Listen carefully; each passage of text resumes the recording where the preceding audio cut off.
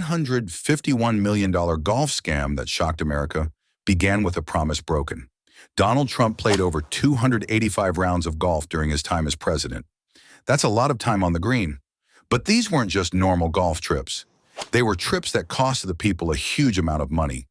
And they reveal a pattern that many voters never expected when they cast their ballots. Before he was elected, Trump made a clear promise to voters. He said he would be too busy working to play golf. He even criticized other leaders for playing the game. "I'm going to be working for you. I'm not going to have time to go play golf," he told crowds at his rallies. Those words didn't age well. They stand in stark contrast to what actually happened during his time in office.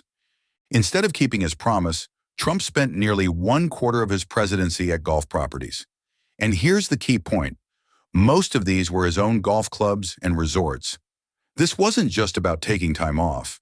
It was about mixing business with politics in a way that raised serious questions about conflicts of interest and personal profit. It wasn't just the playing of golf that concerned watchdogs. It was where he played and how much it cost. Every time Trump visited one of his golf courses, it wasn't just him who went. A large team had to follow. Secret Service agents, staff members, and even foreign visitors all needed places to stay. They needed food. They needed meeting rooms. And guess who provided all these services? Trump's own businesses did. This created a direct pipeline from government funds to Trump properties. Trump owns between 15 and 18 golf properties around the world. When he became president, he didn't sell these businesses.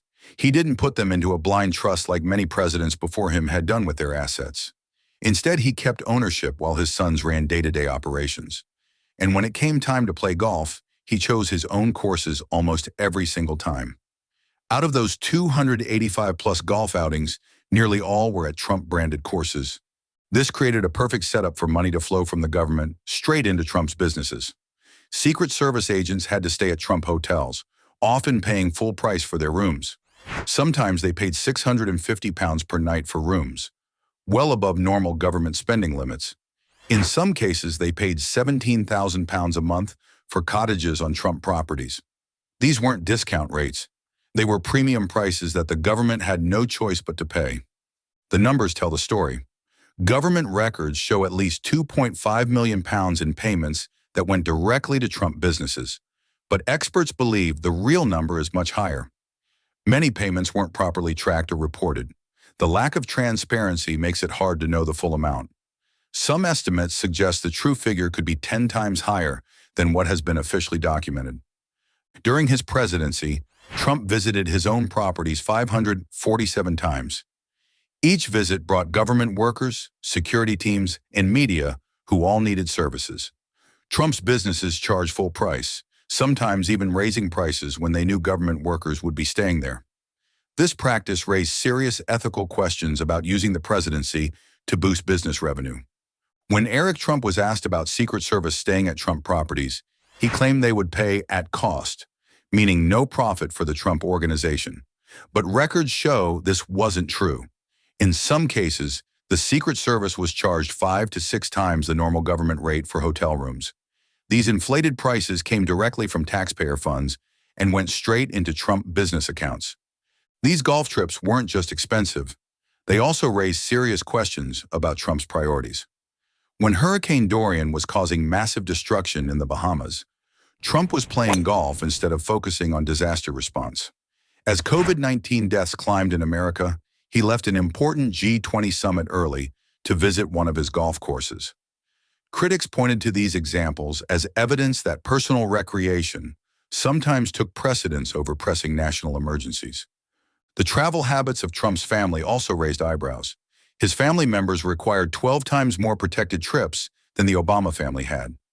Many of these trips were to Trump properties, meaning even more government money flowing into family businesses. Each trip required security details, special arrangements, and significant public resources, all at taxpayer expense. Let's talk about the total cost. Experts estimate that Trump's golf habit cost taxpayers between £142 million and £151.5 million over 4 years. That's an enormous sum for any activity, but especially one that Trump promised he wouldn't do. The sheer scale of this spending shocked many budget analysts and government watchdogs who tracked these expenses throughout his term. To put this in perspective, £151 million is more than the combined salaries of every U.S. president in history.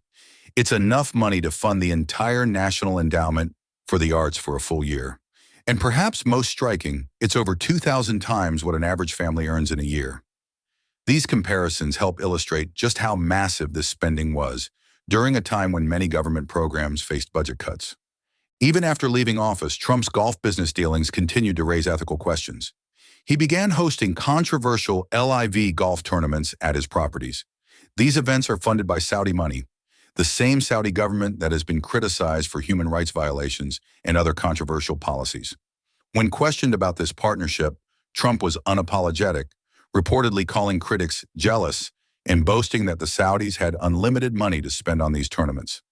The presidency has traditionally been seen as a position of service, not profit. Past presidents have gone to great lengths to avoid even the appearance of using their office for personal gain. Jimmy Carter famously put his peanut farm in a blind trust to avoid conflicts of interest. George W. Bush largely stopped playing golf during the Iraq War out of respect for troops. Barack Obama played golf too, but at military bases where costs were minimized and no personal profit was involved. But Trump took a different approach. He kept ownership of his businesses and regularly visited them, bringing the full weight of the presidency and its spending power with him. Each visit came with motorcades, security details, staff accommodations, and media coverage, all of which translated to revenue for his properties. The hotels got booked, the restaurants filled up, the golf courses collected fees, and the Trump brand got free publicity worth millions.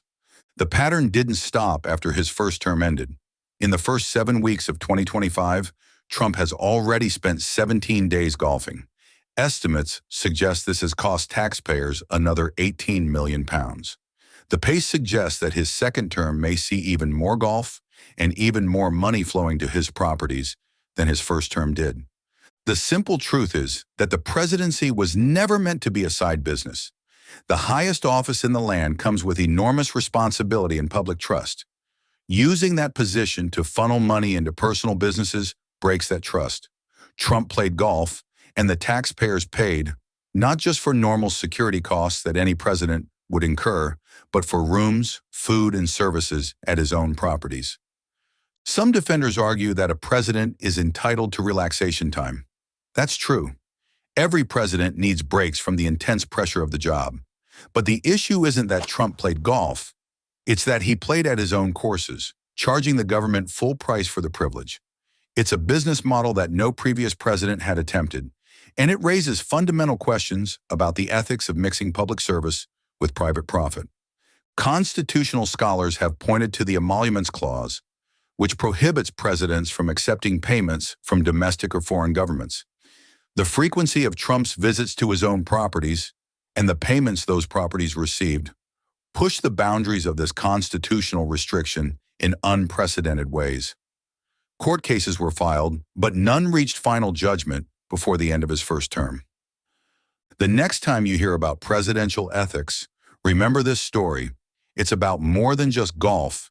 It's about what happens when business interests and public service get too close together. It's about promises made and broken. And most importantly, it's about whether we expect our leaders to serve the public or themselves. If you think leadership should mean sacrifice rather than profit, make sure you're subscribed. More breakdowns like this are coming soon. Thanks for watching.